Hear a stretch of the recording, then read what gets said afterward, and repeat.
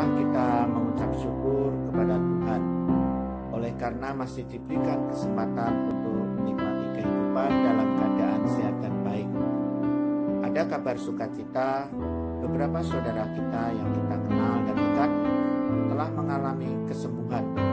Sebelumnya dinyatakan menderita positif sakit corona, tetapi sudah pulang dari perawatan di rumah sakit dan hasil swabnya dinyatakan negatif. Ini membuktikan bahwa Tuhan berkenan untuk mendengar dan mengabulkan doa-doa kita. Semoga hal ini juga memberi semangat dan rasa optimis, keyakinan yang teguh bagi saudara yang masih dalam perjuangan untuk mengatasi wabah virus corona ini. Saudara yang saya kasih, wabah virus corona yang juga melanda Indonesia belum menampakkan tanda-tanda mereda. Semakin banyak pertambahan mereka yang dinyatakan positif terserang virus corona ini. Dampak yang ditimbulkan sangatlah besar, baik di bidang ekonomi tetapi juga di bidang psikologis atau kejiwaan kita, yaitu berupa kekhawatiran. Seringkali kalau seseorang atau anggota keluarganya mengalami flu atau batuk, khawatir jangan-jangan ini menderita karena virus corona. Karena itulah pada kesempatan ini renungan firman Tuhan yang menyapa kita dengan tema bagaimana mengatasi kekhawatiran itu seturut dengan nasihat firman Tuhan. Kekhawatiran sebenarnya adalah hal yang sangat wajar dan manusiawi. Bukankah kita sering menghadapi rasa khawatir? Ada beberapa penyebab seseorang mengalami kekhawatiran. Misalnya ketika hidupnya merasa terancam atau ketika berada dalam kondisi bahaya.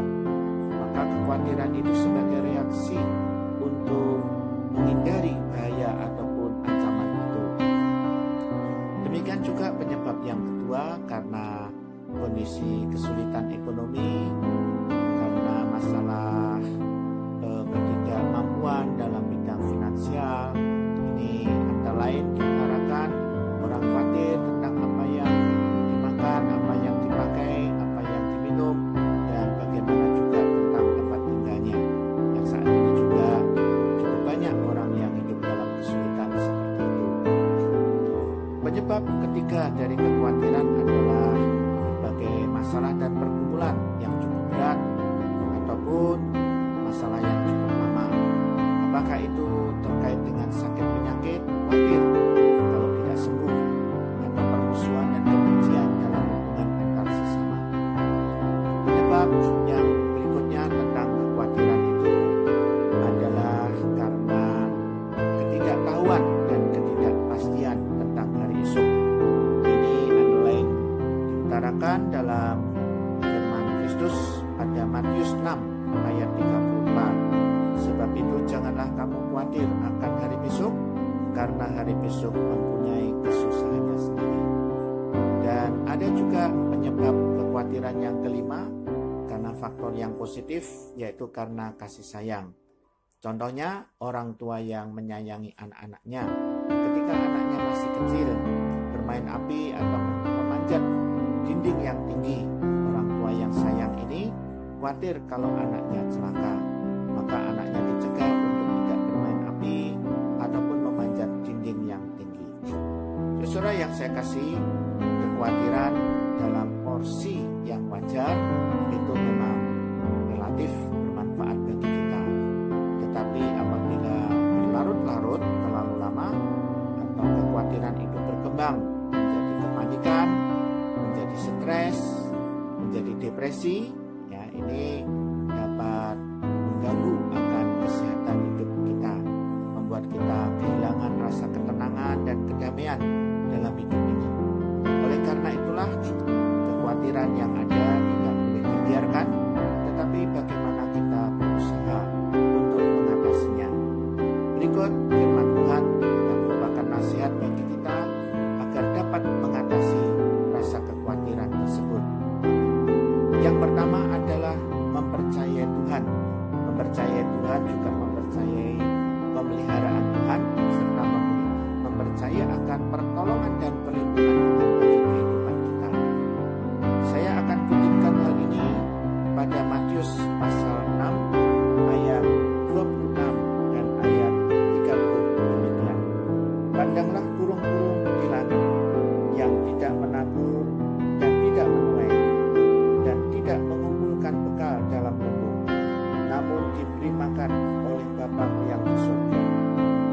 bukankah kamu jauh melebihi burung-burung itu? Demikian juga pada ayat 30. Jadi jika demikian Allah mendandani rumput di ladang yang hari ini ada dan besok dibuang ke dalam api, tidakkah ia akan terlebih lagi mendandani kamu, hai orang yang kurang percaya? Saudara, ini bukan berarti kalau kita percaya akan pemeliharaan Tuhan, seolah-olah kita tidak perlu lagi bekerja dan berdoa merupakan satu paket, sebagaimana firman juga mengajar kepada kita, ya, yaitu mintalah kepadamu akan diberi, carilah kamu akan mendapat, ketuklah pintu akan dibukakan bagimu. Lalu nasihat firman Tuhan yang kedua adalah memprioritaskan atau mendahulukan kerajaan Allah dan kebenarannya. Ini terdapat di dalam Matius pasal 6 ayat 33. Tetapi carilah dahulu kerajaan Allah dan kebenarannya, maka semuanya itu akan ditambahkan kepadamu. Mencari kerajaan Allah dan kebenarannya berarti berjuang untuk mengenal dan melakukan kehendak Allah. Adapun kehendak Allah itu adalah kita memiliki iman yang teguh dan iman yang setia. Iman yang kita wujudkan dalam perbuatan, yaitu taat kepada Bapa. Juga hidup dalam pengharapan, hidup dalam kasih.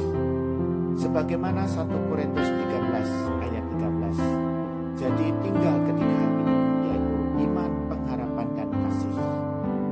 Saudara yang saya kasih di dalam Tuhan. Yang ketiga, nasihat di dalam firman Tuhan melalui Rasul Paulus, yaitu terdapat di dalam Filipi pasal yang keempat ayat 6 sampai dengan ayat yang ke-7, yang berbunyi demikian: janganlah hendaknya kamu khawatir tentang apapun juga, tetapi nyatakanlah dalam segala hal keinginanmu kepada Allah dalam doa dan permohonan dengan ucapan syukur. Damai sejahtera Allah yang melampaui segala akal akan memelihara hati dan pikiranmu dalam Kristus Yesus. Saudara, dalam pengalaman hidup saya sendiri pun, ketika saya mempercayakan dan menyerahkan apa itu yang namanya kekhawatiran kepada Allah, mempercayakan dan menyerahkan pergumulan dan berbagai persoalan yang berat, mempercayakan hidup dan masa depan kehidupan ini kepada Allah dalam kasih Tuhan, hampir pasti apa yang saya khawatirkan itu dijauhkan dari kehidupan saya. Yang justru diberikan oleh Tuhan adalah perlindungan, keselamatan, pertolongan, pemeliharaan, dan damai sejahtera yang melampaui segala akal. Damai sejahtera dari Allah di dalam Yesus Kristus mengisi dan memelihara kehidupan saya. Oleh karena itu saudara, marilah kita terus belajar pada firman Tuhan ini untuk mengatasi berbagai kekhawatiran, termasuk yang ditimbulkan oleh wabah virus corona ini, ataupun kekhawatiran tentang kekurangan hidup ini, ataupun masa depan kita. Percayakanlah semuanya itu kepada Tuhan, maka damai sejahtera Allah dalam Kristus tetap mengisi kehidupan kita untuk selama-lamanya. Akhirnya saya ingin menyampaikan selamat berjuang dalam iman dan pengharapan yang teguh untuk mengatasi bermacam-macam kekhawatiran hidup. Selamat pula menjadi pemenang dalam hidup ini untuk mengalami damai sejahtera Kristus oleh kuasa kebangkitan Yesus Kristus yang menyertai kita untuk selama-lamanya. Amin. Mari kita berdoa.